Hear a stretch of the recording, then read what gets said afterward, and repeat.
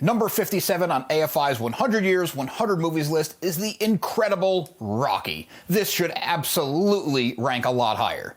Set in 1975 Philadelphia, Rocky follows a small-time boxer and low-level enforcer for a loan shark named Rocky Balboa, played by, of course, Sylvester Stallone. It's me again. I'm in your algorithm. Scroll past immediately. Stallone was having a hard time getting his acting career going, so he decided to take matters into his own hands and write himself a fantastic role. He wrote the script in just 3 days. He took inspiration from the Muhammad Ali and Chuck Wepner fight. Wepner went 15 full rounds against Ali, one of the best to ever do it. This was a feat that no one thought was possible. Rocky spends his days bouncing around Philadelphia working for this scummy low-rent loan shark as he tries to put together a boxing career. Despite the rough and violent ways that he makes his money, Rocky is a kind person with a good heart. He has a crush on a girl in the neighborhood, Adrian Panino, who's the sister of Rocky's freeloading friend, Paulie. Rocky trains at Mickey Goldmill's gym. Mickey, played by Burgess Meredith, is a former boxer himself. He doesn't spend much time on Rocky because he sees him as a guy wasting his talent and doesn't respect him. Rocky takes the insults in stride and continues to pursue Adrian.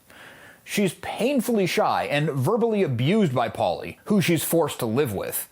Paulie, played by Burt Young, invites Rocky over for Thanksgiving dinner to give him a chance to talk to Adrian. This invite is kind of sprung on Adrian, and she isn't thrilled with being ambushed with an additional guest. Paulie goes off on her. Rocky stands up for her and does what he can to defuse the situation. Adrian opens up to him in her own way, and the two go on an actual date. The two go ice skating in a private rink as Rocky uses the tiny bit of money that he has to bribe the Zamboni driver into letting them stay. This touching scene actually came out of necessity. The script called for a more traditional ice skating rink, filled with extras. When the production didn't have a budget for it, they thought on the fly and came up with the version that made the final cut, which honestly, I think works a lot better for both of the characters. We're introduced to another boxer from Philly, one who made it big, Apollo Creed, played so iconically by Carl Weathers. He's planning a massive event, a boxing match on New Year's Day 1976 to celebrate the bicentennial. Creed's legitimate opponent has to bow out at the last minute due to an injury.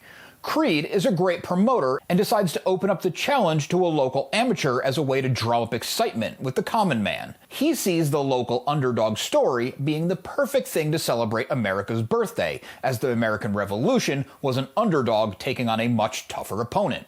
Rocky is picked because of his nickname, the Italian Stallion, something that Creed is sure he can market. Rocky, naturally humble, doesn't believe he deserves the shot, even if it is an exhibition.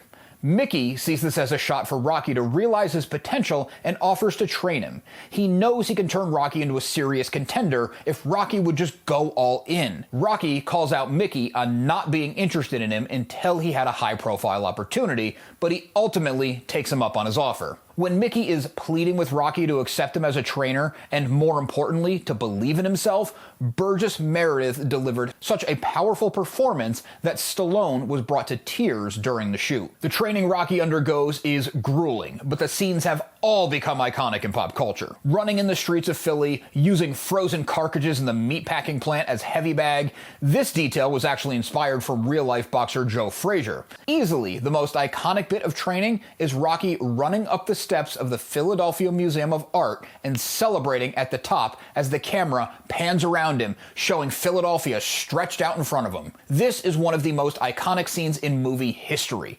To this day, people follow Rocky's run up these steps. The city of Philadelphia even had a statue of Rocky Balboa built. Though the statue has now been moved to the bottom of the stairs, off to the side a little bit, it's still a cool photo op when visiting Philly. To go deeper, camera operator Garrett Brown had to develop a new camera technique to shoot this iconic movement without making every audience member dizzy. The Steadicam was born here and popularized with the sequence. The Steadicam is still used in many films to this day. Paulie, this guy's a real piece of crap. crap in all of the Rocky movies, is increasingly jealous of Rocky and takes it out on his sister. Adrian has some good character growth here and stands up for herself. She sides with Rocky against Paulie. It's a big moment, as it's clear this is the first time she's ever had the guts to speak up to anyone, probably in her entire life. The night before Rocky's life-defining bout is to take place, he visits the arena. He's the only one there, and the scale of everything really hits him. He knows he can't win, but tells Adrian, the two now in a real relationship, he's determined to go the distance. 15 full rounds with the champion, Apollo Creed, has never been done. He feels if he can finish the fight on his feet, it would be a moral victory and show the world, most importantly himself, that he's worth it. On the day of the fight, Creed comes in full of fanfare. He's dressed in a loud, garish costume and treating the fight like a joke. Rocky doesn't let the pageantry faze him. He just sticks to his game plan. He actually knocks Creed down in the first round. The crowd and Creed are stunned. Creed realizes that this exhibition that he set up is not a joke to his opponent. He turns up the heat and the fight gets nasty. Creed is lighting Rocky up, but Rocky isn't backing down. He takes everything Creed throws at him. He manages to break Creed's nose, another first in Creed's career.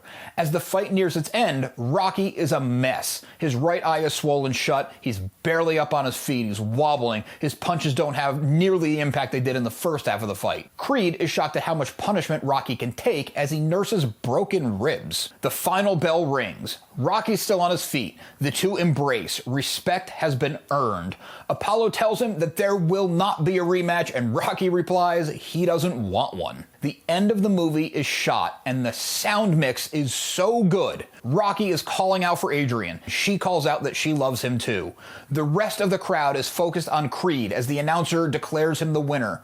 The way the sound is mixed, you can hear the actual event going on, but Rocky, Adrian, and the celebratory music that is intended for Rocky overpower anything having to do with Apollo Creed. The result of the match doesn't matter at this point. The story is one of personal triumph. When Rocky hit theaters in 1976, it was universally praised. Stallone's screenplay and performance got extra attention for how good they were. The realism, combined with the hopeful message, emotional depth, and underdog spirit, had the movie resonating with audiences from every walk of life. It was nominated for 10 Academy Awards, including Best Picture, Best Editing, and Best Director for John G. Avildsen. Stallone was also nominated for an Oscar for his career-defining performance. Rocky was one of the first sports movies to win Best Picture.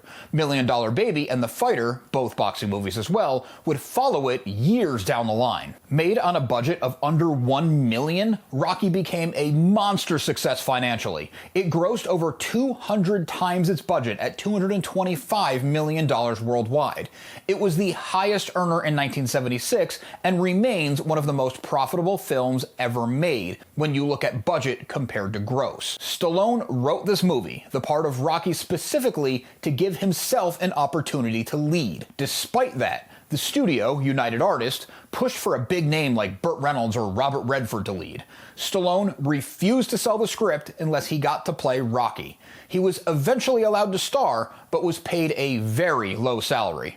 This also probably explains the shoestring budget. This movie became so much more than a movie. It became a symbol for the underdog and the common man. It spawned numerous sequels that are still coming, not just under the Rocky Balboa banner either. There was the part sequel, part reboot starring Michael B. Jordan as the son of Apollo Creed. The Creed series now has 3 movies, with Stallone as Rocky showing up in a couple of these as a way to pass the torch, and he did so perfectly.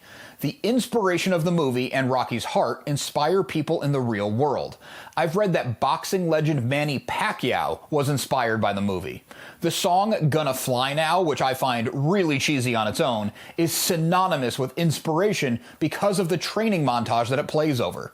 It's played at sporting events worldwide. In 2006, Rocky was selected for preservation by the National Film Registry. One small detail on Stallone selling the script for Rocky, it was always assumed by me, and I know many others that I've talked to, seen online, whatever, that Stallone owned Rocky. That is not the case. He sold it way back in probably 75 when they were shooting the movie. So when he came back for Creed, he was invited back just as an actor. I think he did produce some of them, but in no way does he own the Rocky IP, and I actually find that a little bit sad. It launched Stallone on a career. He's had an incredible life. I'm sure he's not too beat up by it, but I found it a little bit sad that a character that he's so synonymous with, where oftentimes people conflate the two, I found a little bit sad he doesn't own that IP, but that's neither here nor there. Check out this playlist for the AFI 100 best movies covered so far. Be sure to like and subscribe to follow the list all the way through to number 1.